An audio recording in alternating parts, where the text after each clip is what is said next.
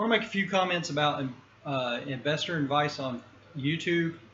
Take it as entertainment. There's a guy named Jeremy. I don't know his last name. He does financial education. He has a stock investment program that I would not recommend. He's making the majority of his money off of. There's something called optionalities that I haven't heard mentioned on YouTube as far as investment goes. And it's basically, if you have the resources of that company, what could you do in the future as an option? Like if you had, you could make either your batteries half the size or last twice as long. Which one would you do? And how would you allocate resources in R&D, in your research and development, for the directed outcome for management for that item? Netflix is doing. They could do old movies that they're not doing. They could chop up movies. They could. I think they're testing replays. They have some kind of new futuristic robots that they can shoot up in the air. It's probably going to change movie making. The camera angles in John Wick has changed movie making. Warren Buffett recently has started buying big into Apple. I've been investing in Apple for over a decade. I think it really connects people. When you invest, it needs to be more than just an investment. A lot of people will tell you, you need to know what the growth of the company is, which that gives you some indication of how many more people are going to be using what you're using now, what you're already investing in. Your piece will be more, as a share will be worth more because more people will be using what that share creates in the future. That's one thing that you want to look at. As far as the numbers go, a lot of it's baked in. You'll hear PE, PEG, PEG ratio. Future growth is an okay indicator. But you can look at all kinds of indicators on the different stock screeners, but that's only short term. If you're really investing for the long term, 10, 15, 20, maybe 30 years or more, the stock screener is not going to help you that much. It's in the short term. You need to look at what the potential of the company is, that what they could do that's not on any kind of screener. That's nothing from the past. You can maybe come up with an indicator to, if you're going to invest off of another investor where they've been successful, and then allocate so much of their return, like per year, per decade, like add a multiple. Say if it's 10 years is a multiple 1 in 20 years, if they still have that track record and rate of return hasn't gone up a lot, you can maybe add like a 1.1 multiplier, 1.2 or 1.25 each decade, because investors are going to die, and optionalities are difficult to track at best.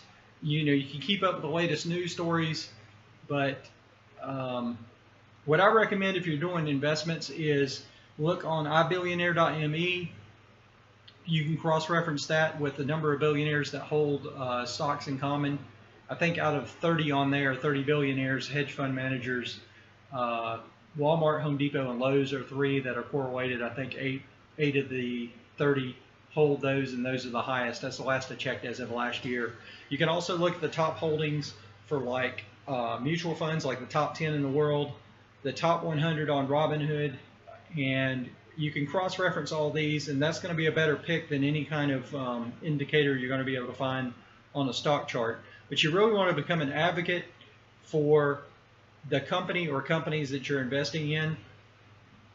I've been investing for decades, and I followed something Warren Buffett said a long time ago that I haven't seen anywhere on the internet in the last 10 years is buy what you know, buy what you use. So if it's a place you shop, if you're going to continue to shop there and you see more people shopping there, then that's probably going to be a really good investment. I used to do drips, but I don't think they do them the same way. If companies would give you a discount if you buy the stock directly from them, that's what a dip was. But they could give you, say, if you're a stockholder, a gift certificate for $1 or $10 every month for each share that you hold. That would be another way that they could possibly do it. Maybe that's something Amazon or Walmart or somewhere like that would look at coming up with. But Warren Buffett says you can either buy Berkshire, or he recommends an index fund, which I do as well. I like Schwab just because it has the lowest fees. You're going to have to pay those no matter what the return is. I've done very well with Vanguard in the past. I was kind of a semi-financial advisor for FedEx when I was working with that company. I moved indirectly hundreds of millions of dollars. It's worth in the billions now. You can read more about that on my blog and other topics that I've covered as far as investment goes at createwealthy.blogspot.com is my blog for that, createwealthy.blogspot.com. And I'm going to try to start putting out more video content like I have in the past. I have 2 computers that don't work very well, and sometimes I have problems with the camera, and my internet connection is really slow. So I don't do a lot of content posting as far as video goes. I do post blogs. I'm going to try to do more videos because I bought a new camera, and if it's related to anything you see in the past that I've done, I'll try to do more of that in the future. But again, you need to become an advocate for whatever you invest in. I think one day soon Apple's going to have a product that every person on the planet is going to use. I think they're going to buy Square. You're going to use it for payment. They're going to come out with augmented reality, which is going to be better than Facebook's virtual reality, the Oculus that you're going to start hearing more about, because you can use augmented reality all the time. Imagine looking at a painting and it tells you the history of the painting just because you looked at it and you said, tell me about this painting.